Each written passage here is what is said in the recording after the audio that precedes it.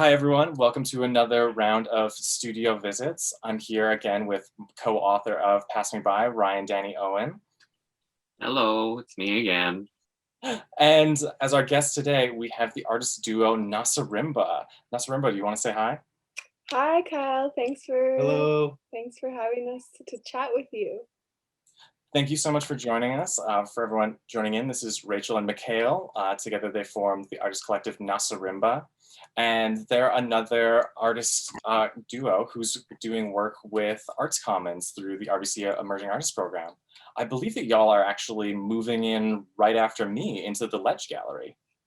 Well, that was the plan up until we went back to stage one here in Alberta. So yeah, we were ramping up to move in, but we've decided to kind of postpone things. And we're gonna continue to do the residency, but just not at the Ledge. So Because yeah. the building's closed to public access right now, so we wouldn't really be able to use the space as we had planned. So yeah, we're kind of doing the residency at our studio at home. That sounds like really similar to what ended up happening with my residency. Like 2 weeks in is when the whole pandemic hit, and it's kept being like, in 3 months we're gonna get in there, in 3 months we'll get in there, and it just like kept bumping ahead, and things kept getting rolling back. So yeah, my entire residency, other than those 2 weeks, was spent at home, still working on the project that I was going to be working on at the Ledge whenever I got in there. But yeah, working remotely on the thing. And y'all aren't at Burnt Toast Studios anymore. We used to be studio mates up in Highland Park, but where do you work out of these days? We have extra bedroom at our house that we use as kind of a design, like, paper studio, and then we're spending a few months at my dad's garage, actually. He's letting us use it as a studio space for this work that we're creating. Yeah, it's kind of good that the Arts Commons has just been so flexible with what our plans were for the residency, kind of like 2 years ago when we applied versus leading up to it versus like right before. They've been just really flexible with what we what we said we were going to do and what is the reality right now. So with that like art show coming up, that's kind of our focus right now, is working on getting everything together for the show. So in a way it's kind of good to be in that studio space at Mikhail's dad's house, because it's just working really well for sculptures and paintings. And the Ledge, we had kind of planned to do more paper stuff, so it's all working out. You think you could tell us a little bit about what your original project was? Yeah, we initially when we applied like 2 years ago, we were really interested in like kind of taking walks around the area of the Arts Commons, I guess like the East Village type of area, and like collecting photographs and maybe refuse, like garbage that's interested us, or taking shots of little scenes, and then filtering all that stuff back into the studio where we would do some like experimenting with different processes and maybe trying to reflect like the area that the the space was in. Yeah, I feel like the most interesting stuff you see on the street is always just the garbage. I just remember one time I saw like a film bag from like a couple scraps of film in it, and it was this beautiful reflective mirror, and it just cast it over the whole city. And I've been really enjoying. I was just reading about your work and kind of reading about the intuitive nature of kind of reacting to the space around you and making work that's almost like an abstracted view of what you're seeing around you. The way I wrote it down was sculptural work like a collage of neon sunsets and waves and elaborate chaos. And I don't Oh, know if it wow. tracks to you all. That's That's great. great. Yeah. Oh, yeah. I'm a writer, don't you know? Yeah. We could use more of your expertise when we're trying to do, yeah. Yeah. Totally. It's hard. Writing is hard. It's Very so hard, especially when you kind of focus on like I've talked to so many people about talking about reacting to the space around them and the kind of unnatural occurrences of it all, that it can't really be like made like written down. You can't really capture the action of what your making style is because it's so huge. I'm so stunned by the gauge of all of your work, like sculpture, installations, paintings. It's kind of amazing how many different things you approach. Is that kind of your like intuitive nature to approach so many different things? Yeah, like we we really enjoy being able to go back and forth between different mediums. But there is like a continuity with, I guess, how we approach collaborating. Like, um, but yeah, like I have a background in printmaking, and Rachel had a lot of experience with the installation work and site specificity and sound, and so it's really fun to like mash up those things together, and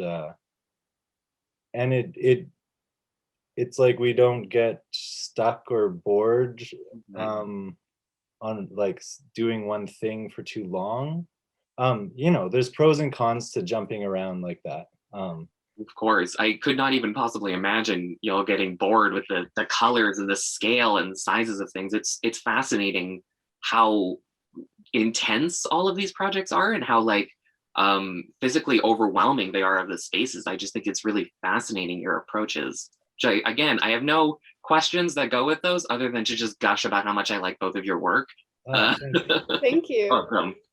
That sounds Just like- yeah. Yeah, I think there's like such a like clear thread that runs through the work that you do, whether it's sculpture or printmaking or murals. Like I can pick out a Nasarimba from a mile away. In fact, I have one right there. Yes. There it My is. favorite when it comes to my art collection is prime. You mentioned the collaborative process that you two work with. I was wondering a little bit about like the story of how you started even collaborating. Like, where did that sort of come together, and where did you sort of realize that there was some sort of like space that the two of you could sort of create together that you couldn't do individually? Yeah, well, we actually met when we were both living on Vancouver Island in Victoria, and I was just finishing my BFA there at UVic, and I my final like grad project was this like immersive installation, and Mikhail and I met around that time, and he came to see it, which was good timing because he was into it, he liked it, and that was when we started to be able to talk about art and what interested us about making things and process and everything. And then I had a show come up at the 50/50 Arts Collective there in Victoria, and we decided to collaborate on it. So that was kind of our first project we did together, and it was quite a bit different than what we're doing now. It was kind of actually like the residency we'd planned on doing in the Arts Commons, where we spent time around the gallery collecting different things, actual objects, as well as like video and sound recordings that we turned into an installation in the gallery. And that was like it was good for us to kind of work together and like figure out how we were on the same page kind of conceptually, like um and so then everything kind of just was easy from there, like knowing that we had these common interests. Yeah. Yeah, like when I first checked out Rachel's grad show, I was blown away. It was a full room installation with like using ready-mades and light and projections and kind of arranging the whole space that where viewers could like navigate their way through and find little moments. And it was like very open-ended and playful, and I was just like connected right away with what she was doing. Like I understood it because it was very similar ways that I had gone about making art, um, or thinking about art, and like color was a real thing that I think we realized we shared a sense of color in a certain way that was it was just when I saw her grad piece, I was just like, wow, this is really interesting. Like we share like a way of looking kind of. Mhm. And then we got this great opportunity to like have a whole gallery space and do an installation in there together, and it was just like things totally clicked. Like we spent a whole month, like in Victoria they have these things called like free piles where people just leave free stuff outside of their house. So we were like going through all the neighborhoods collecting like with shopping carts, like piling them full of all this stuff we could find and hoarding it away in like a storage space. And then we spent a week like assembling the whole gallery. And it was one of the most like sophisticated pieces we have done. Yeah, But we look back at that, and over the years we've consistently wished we could do something like that again, but it's proven difficult to find a space that, will allow work like that to happen. There's no way we could have planned what that was going to look like in terms of like, you know, putting forward a plan at all. So it was like we were so grateful to have that opportunity, and we hope we can do something like that again in the future. Well, yeah, it's just like kind of like the unpredictable nature of what you find around you, right? Like you can never expect to always find the material you need to make work like that, right? Yeah. yeah. I was wondering if you could talk a little bit about like what Nasarimba means, because it's a made up word, is that right? Yeah, so it's a made up word. It's similar to the Romanian word for mischief, Nazuri, which kind of leads on to like what we started doing after that installation. We decided to relocate to Calgary, where we're both from. And do you want to talk about it? Sure.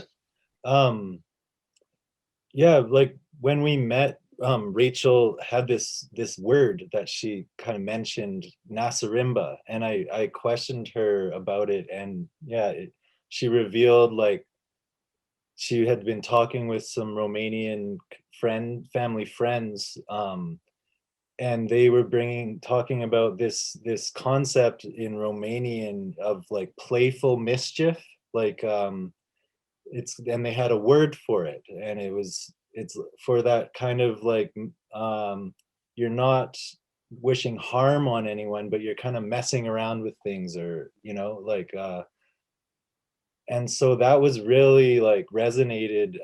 When we looked it up, like the word Nasarimba doesn't exist, so I think it was like a mistranslation, or like Rachel heard it one way and then remembered it another, and so it was kind of like perfect It's like a to kind name of from a fade. game of telephone. Yeah, Exactly. but it really summed up kind of what our outlook on art making is all about. It's like engaging in the public space or transforming spaces, kind of like fucking around with things a little bit, like pushing some boundaries of, like especially in Calgary, it's easy to push boundaries because there are a lot of them.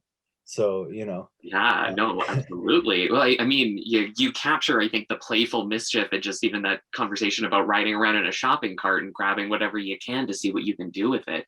I think it's like a really intricate way of looking at the world too, with like your murals and things like that. They're breaking down spaces in this very playful, very mischievous way, but in these super patterned, very intricate designs that like it's fascinating too that it's a collaborative process as well, because it almost blends the two of you together and makes this really unique conversation between two people, and it's bouncing back and forth and you get that kind of playful manicness of it all, and I really like that. I think it's very interesting, and it feels similarly to me and Kyle as well, where it's kind of both of us slamming our heads against a keyboard and then eventually a book comes out.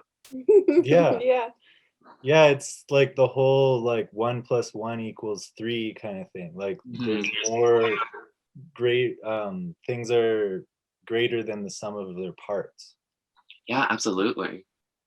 Yeah. Yeah. I also am really impressed. Like whenever I look at Nasarimba work, like I can't see. Sometimes with collaborations, you can kind of see where one artist is and where another is. Whereas like everything blends so smoothly. Like I have no idea if one of you is doing all the drawing or either, or how that like is actually bouncing back and forth in process. Like, do you two just have like a very similar hand in the way that you draw things with like this almost like paper cut edge to stitch?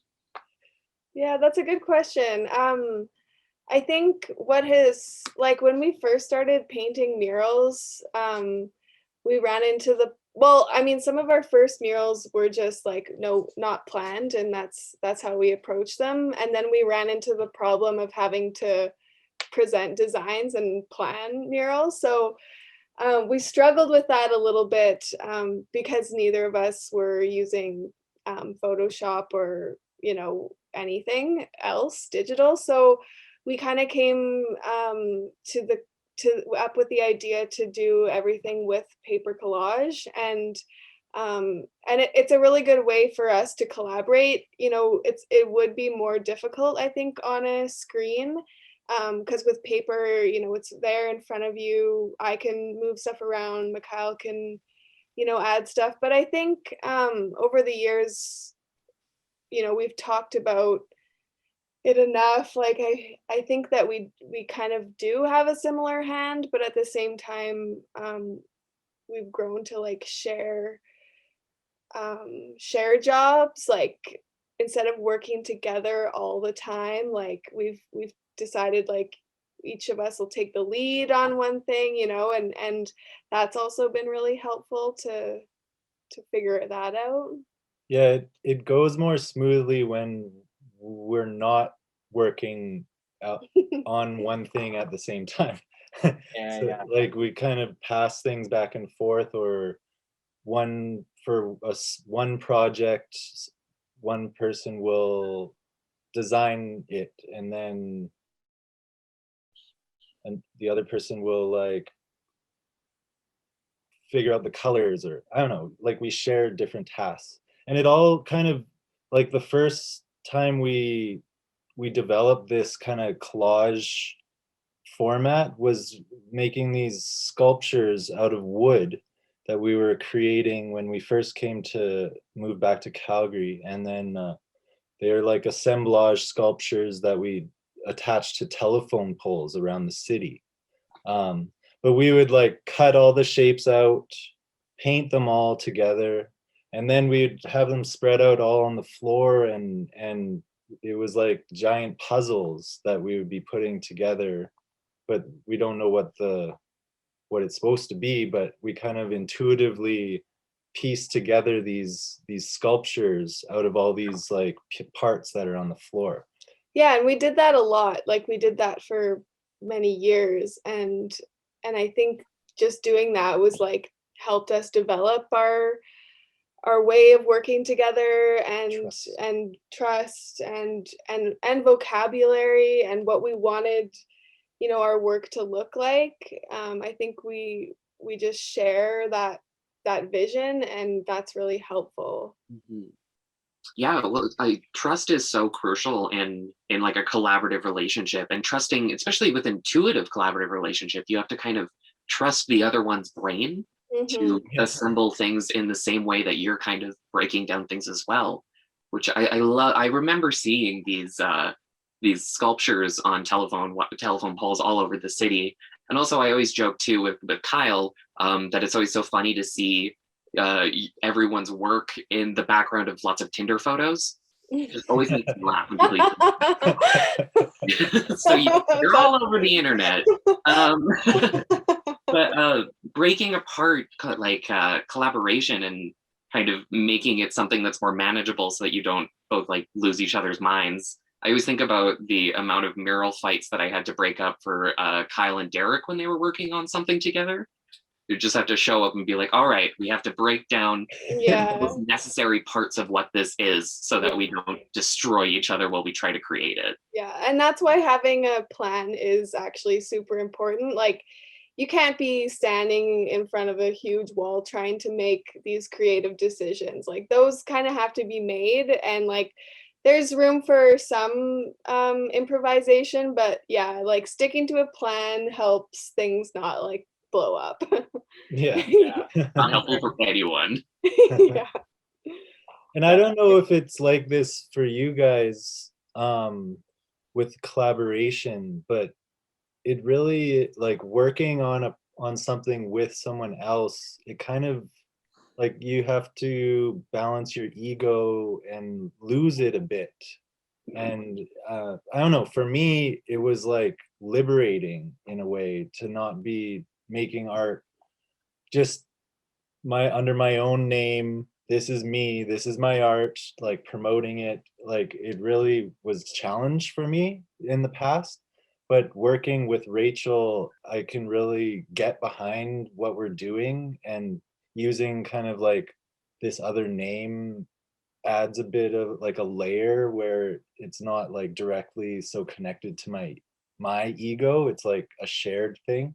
You kind of safety net each other. It's like I think a good person to collaborate with is someone who sees you at your worst moments and is kind of able to break it down and make you get past it. I think I haven't yelled at someone more in my life than I have with Kyle. Kyle has seen me be so just like, no, that's a stupid word, or like, that's a dumb structure. I don't like the way that this falls. And they're things that like a normal person wouldn't bring up. But since you're so personally connected and you're invested in it, and you have that trust for each other that you can kind of really, I guess, challenge each other or kind of find your way through all the fights and through all the like brain guck that just kind of Yeah.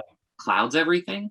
But yeah, no, I think it's so important in collaboration to have that mutual love and respect for the other person you're working with, and that knowledge that like what they're saying is only for the improvement and the betterment of a piece. Absolutely. Yeah, like if an idea doesn't resonate, it's not because I hate your idea that you came up with. It's that I don't think it'll work for the project. Yeah, that's a mantra. Just whisper it in meditation. Yeah, that's the way that you mentioned like arranging elements and like piecing them together very intuitively actually made me think of the way that Ryan and I write songs for the book. In book Mm. two, a lot of it is there's a lot of music throughout, and so we wrote these songs that are really rooted in Ryan's poetry. And when we're writing those, it's very much like we're usually tapping into some sort of a reference to songs or to artists that we're looking at, and then we sort of like build these elements out, and it's very intuitive. Like it's just like as we're like feeling our way through the thing, it's like this line doesn't feel right to me, but I like this word, or I like this spot, or like this is doing something great, but I don't like where it's at here, and we'll just like keep moving things around. And there is a lot of trust involved there, where like if it's someone says like no, this line's not working, we usually have a lot of respect, and sometimes we will have our fights to like get to the point that we need out, but it's usually so much stronger because of that back and forth, like Mhm. because I've had to fight for this line in a song that I wanted, or this scene to play out the way that I wanted to. It makes me think about why I want to do those things a lot more. It makes me think about how I'm arranging things and how it all fits within like the whole book.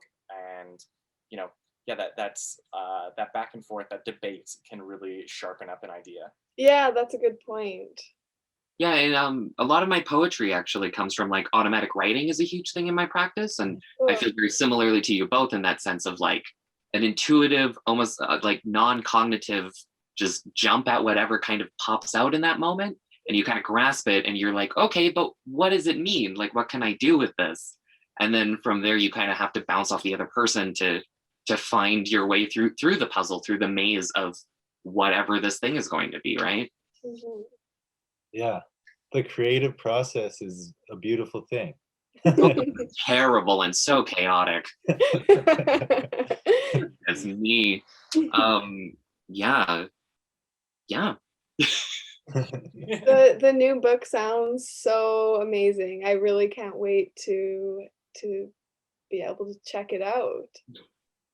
It's just such an amazing story. Like Kyle, I remember back at Burnt Toast when you like explained the book idea to me. I was just like blown away that you'd come up with. I mean, not that I was surprised that you could write a cool story, but but I was just like, it's so like it's so good. So There's a lot of layers that we're sort of threading yeah. in together with what we're talking about in it. Like it's, so much of it is about dementia, which is like this very specific disease, but then we're like taking that and spreading it out into like experiences of like depression and feeling like you're losing control of your life, which is a thing that so many people can connect to, and then pulling that into this whole world of queer discovery that's happening in book two. And we have more and more things that with each book we're sort of trying to add more and more layers of information that almost keep you going back to what you've already read with new eyes. And sort of the way that people read book one, I think, will be really different than their first read through after they've read book two. And Mhm. the same with book two, it's sort of informed by the things that in book one. There's sort of this relationship where they keep speaking to each other. Well, that's also the thing that's so interesting about like long-standing collaborative processes is that you kind of get like an archive of your like your relationship, and you get an archive of like what you're learning from each other as you continue to create work together. I've been talking nonstop about how different everything is from book one to book two, and it's only been 2 years. And Yeah. like you've learned so much about the other person and the way that they think and the way that they make, but you're also learning so much about like where you are coming from and like what your background is and like what you want to speak out about, I guess. And it's fascinating because I don't think a lot of people get the opportunity to look at their relationship, just hit some hangers, in terms of like artwork and how you're thinking and how you're breaking down things and how that translates and changes through time. It's a very, very interesting, very different relationship. And I think it's very cool that we both kind of all have that mutual understanding of each other. Yeah, totally. It's cool to be able to like, over the years develop this vocabulary that, and I'm sure it's the same with you. And it's just like only we know what we're talking about. And it's this vocabulary that's rooted in past projects and it's self-referential and but it's evolving all the time, but it's definitely building on, what we've done in the past. That shared history. Oops, someone got an email. Uh, oh, get out of here. That's catching my ground.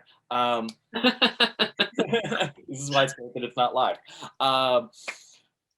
One of the really interesting things about like making art over a long period of time too, and I'm sure that this really shows up with like sort of the automatic and intuitive end of the things that you do, is discovering the things that you were working through like a year or 4 years ago through your art that you didn't even realize that you were tapping into at that time. It's really fun for me to like go back into the work that I've done in portraitures or in the book or even like illustration projects in school, and kind of see what like seeds I was planting back then, and like Mm, where there's things that I was starting to work through in an idea here or there that I'm then like really exploring in a project now or in a personal aspect now. It's like it's an interesting roadmap of where you've been to like build a cohesive body behind you. Yeah, it's it's like the non-linear kind of way that ideas form over time is really interesting. Like, yeah, you're totally right. Like and often I find it's that work that, like, the things that you just are naturally drawn to do that are the strongest thing impetus to create, you know?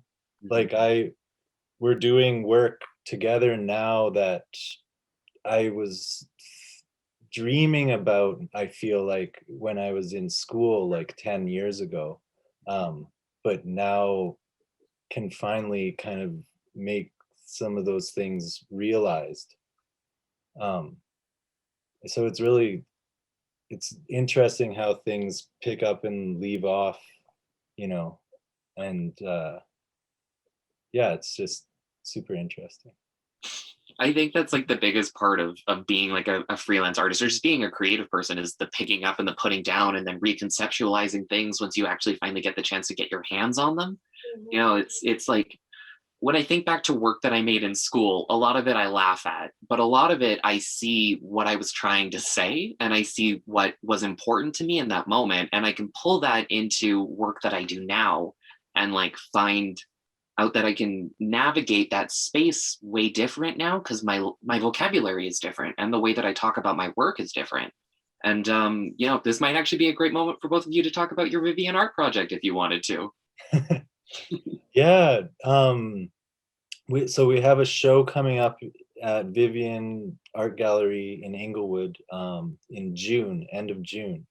And so that was an amazing opportunity that came up with a quick turnaround. So yeah, we're like nose to the grindstone right now, trying to produce as much work as we can, and then we'll have to pare it down with Vivian and figure out what the show is going to look like. But it's really great to have a deadline, as you guys probably know. Yeah. And it really worked out for us because I don't know what we were planning for, but like this time last year, we made a bunch of canvases, like stretcher canvases. During quarantine. During quarantine, yeah, we didn't really have a plan. Like we were gonna make paintings, obviously, but when the show came up, it was kind of like, you know, we're ready to go, ready to start We have working on like these 20 paintings. canvases ready to go. Yeah. So So cool. that's worked out, and yeah. Finding a use for your quarantine activity, I think Yeah. really Yeah, healthy. yeah, it was good. Like, yeah, last year we were all like bunkered down, so it was hard to be super creative at that time, or it was just like lots of anxiety, collective anxiety kind of, but Yeah, do you feel just, like you're sorry to interrupt you, but you feel like your space has changed? Like your because I remember when I had to move into working at home and how much that changed the way that I approached like making things because suddenly you're living around your work and you're kind of yeah, occurring around it. So it's constantly like you can just change your mind on like 3 a.m. on a Saturday night. You're just drunk and you decide to change something and it changes the whole amount of work, right? Have you found that like working at home has changed your work much? well, it's really been a kind of a good thing that's come out of like COVID and stuff for us, is like it really pushed us towards like full-time art. Because we were you know, jobs were coming and going, getting closed down, so Mhm. we really like dove in like full to be more like working all the time on the art, and it's just been really awesome. It's been it's lots of great. work. Like, yeah, it's lots of work, but it's like manageable now, you know? Like before, you know, everything, all our applications were coming in, like we were getting them in on like the last minute they were due. And like we're like getting things done a week before the due date. And it's just like that's like it wasn't because we were slacking before, it was because we just like didn't have enough time to do Hmm. everything that we needed to do. So having a bit of breathing room around the practice has been like just great. And like, that focus you're able to put into it as well, just like, you can work a part-time job and like make minimum wage, and like sure, slowly like you'll make some money, I guess, but like what you get out of like doing what you want all the time, like you just make leaps and bounds, with the same amount of hours that you put in, working away, at a job. So Yeah. No, absolutely. And I think it's also too, you learn to like watch yourself and like not overdo it too. Like you learn to kind of find your own rhythm and your own pattern. Because I know Kyle works at home and will just never stop working unless someone tells them to. I much differently, I kind of like float around things. I always have 20 projects going at any point in the house just so I can walk from one to go to the other. Yeah. And I think you have to kind of find your rhythm and your patterns in those spaces, and it changes the way that you work. I think that's really cool. Yeah, like before, like, I considered myself like more of a night, like I used to spend night times in the studio and stay up late drinking and painting and stuff, but like that was before meeting Rachel and stuff, but I don't know. I've now realized like the morning times are really amazing They're to quite like do beautiful. things and be creative in your day. But I guess that was just the cycle of like working during the day and then coming home and working in the studio at night. Hmm. still trying to unwind and like Yeah, have fun. but it's yeah. So, but it's nice to